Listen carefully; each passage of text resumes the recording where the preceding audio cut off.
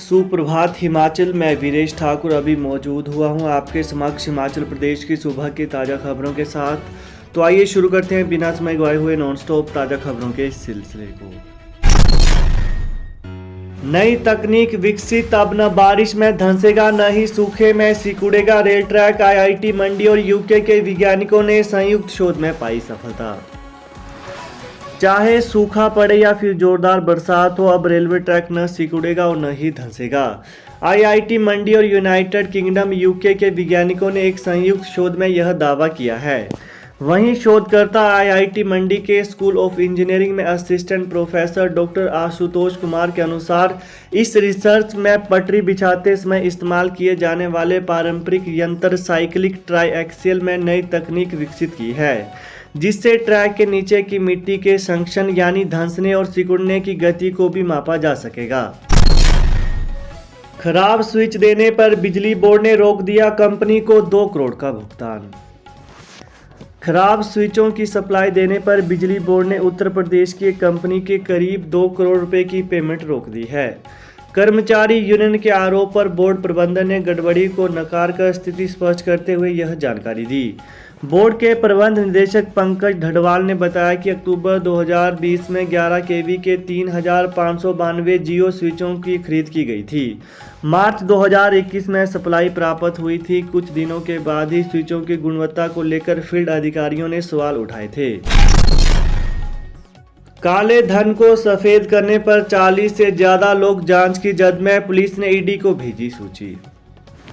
हिमाचल प्रदेश में इस वर्ष 40 कारोबारी व अन्य लोग काला धन सफेद करने के आरोप में जांच की जद में आए हैं।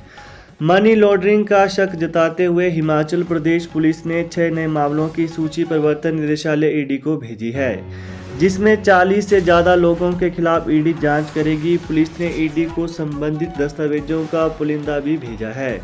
वहीं इन सभी लोगों के खिलाफ पुलिस में अलग अलग थानों में विभिन्न धाराओं के तहत मामले दर्ज हैं। पुलिस इन मामलों में आरोपियों की करीब 4 करोड़ से ज़्यादा की चल अचल संपत्ति अटैच कर चुकी है।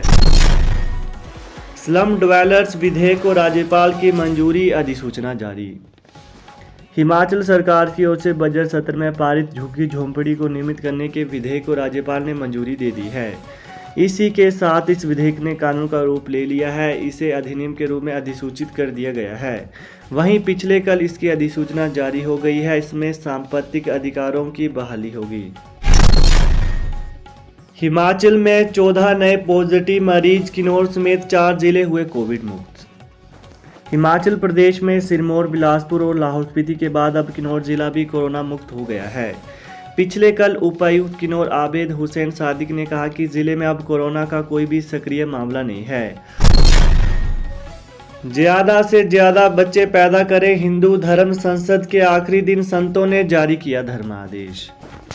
हिमाचल प्रदेश के जिला ऊना के मुबारकपुर में पिछले कल संपन्न हुई 3 दिवसीय हिमाचल धर्म संसद के आखिरी दिन संतों ने सनातनी समाज को ज़्यादा से ज़्यादा बच्चे पैदा करने का धर्मादेश जारी किया।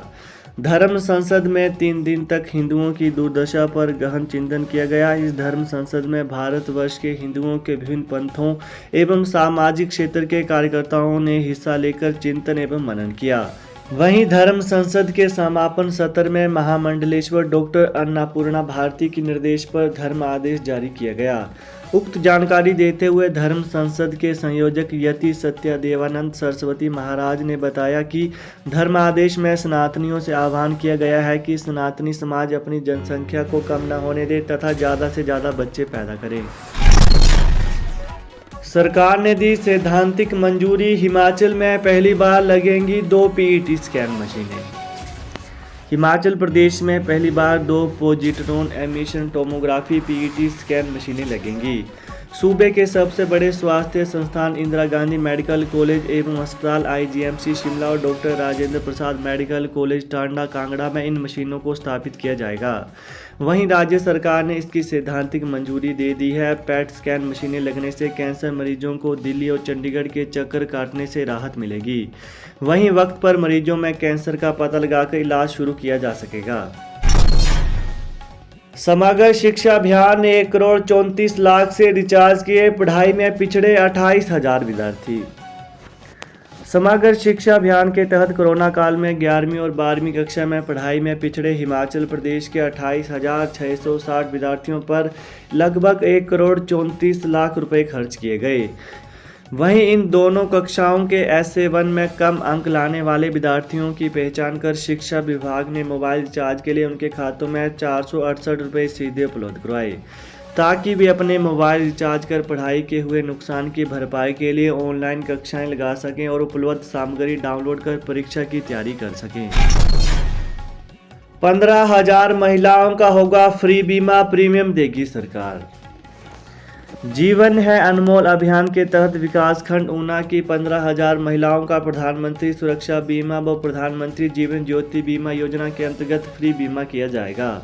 वहीं यह जानकारी देते हुए छठे राज्य वित्त आयोग के अध्यक्ष सतपाल सिंह सत्ती ने कहा कि इन बीमा योजनाओं की प्रथम वर्ष की प्रीमियम राशि 12 रुपये व 330 रुपये प्रदेश सरकार वहन करेगी। वहीं प्रधानमंत्री सुरक्षा बीमा योजना के लिए आयु सीमा 18 से 70 वर्ष तथा प्रधानमंत्री जीवन ज्योति बीमा योजना के लिए आयु सीमा 18 से 50 वर्ष निर्धारित की गई है। इसके अलावा सतपाल सत्ती ने कहा कि महिलाओं के पंजीकरण के लिए 15 अप्रैल से 4 मई तक अभियान चलाया जा रहा है, जिसके तहत ग्रामीण क्षेत्रों में राष्ट्रीय ग्रामीण आजीविका मिशन के तहत पंजीकृत स्वयं सहायता समूह की महिलाओं का बीमा किया जाएगा। इनका बीमा खंड स्तर पर बने कम्युनिटी रिसोर्स पर्सन CRP करेंगे। महंगाई का झटका, हिमाचल में 4 माह में दूसरी बार महंगा हुआ सीमेंट। हिमाचल प्रदेश में 4 माह के भीतर सीमेंट के दाम दूसरी बार बढ़ गए। सीमेंट कंपनियों ने अब मंगलवार यानी पिछले कल प्रदेश भर में सीमेंट के रेट 25 से 30 रुपये प्रति बैग बढ़ा दिए हैं। 25 से 30 रुपये वृद्धि के बाद बाजार में परचून विक्रेताओं के पास 455 से 460 रुपये प्रति बैग पहुंच रहा है। इस दाम पर परचून विक्रेताओं का लाभ अतिरिक्त रहेगा। निचले हिमाचल में पूर्व में सीमेंट के दाम 435 रुपये प्रति बैग जबकि ऊपरी हिमाचल में 440 रुपये प्रति बैग था। स्मार्ट वर्दी के सैंपल पास स्कूलों को आवंटन करने के लिए मंजूरी। हिमाचल प्रदेश के सरकारी स्कूलों में पढ़ने वाले विद्यार्थियों को दी जाने वाली स्मार्ट वर्दी के अधिकांश स्कूलों में सैंपल पास हो गए हैं। प्रारंभिक शिक्षा निदेशालय की ओर से इन स्कूलों को वर्दी आवंटन की मंजूरी दे दी गई है। 2-3 दिन के भीतर स्कूलों में वर्दी को बांटने का काम शुरू हो जाएगा। 3 जनवरी तक नियुक्त कर्मियों को हायर ग्रेड पे। हिमाचल में 2 साल के राइडर में फंसे कर्मचारियों को दी जाने वाली हायर ग्रेड पे के मामले में बड़ी खबर आई है। मुख्यमंत्री कार्यालय से वित्त विभाग को भेजे गए नोट में रेगुलर के बजाय नियुक्त शब्द प्रयोग किया गया है। इसका अर्थ यह हुआ कि 3 जनवरी 2022 तक सरकारी विभागों में नियुक्त हो चुके कर्मचारियों को हायर ग्रेड पे मिल सकता है।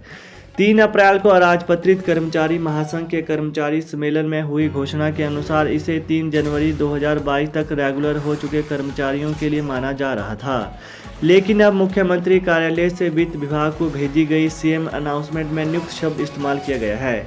हालांकि अभी फाइल फाइनेंस के ब्रांच में है और फाइनेंस सेक्रेटरी से होते हुए ये वापस चीफ मिनिस्टर ऑफिस जाएगी। इसके अलावा यह भी संभव है कि 27 अप्रैल को होने वाली कैबिनेट में इस पर चर्चा भी हो। इसके बाद यह नोटिफिकेशन होगी। राज्य सरकार ने नया वेतन आयोग देने के लिए 3 जनवरी 2022 को पे रिवीजन रूल्स की नोटिफिकेशन की थी। इस अधिसूचना में इसी डेट को 2 साल के राइडर के लिए कट ऑफ डेट माना गया था। तो यही थे आज सुबह के मुख्य समाचार। तो ताज़ा खबरों को पाने के लिए चैनल को जरूर सब्सक्राइब करें। Thanks for watching. जय हिंद, जय हिमाचल।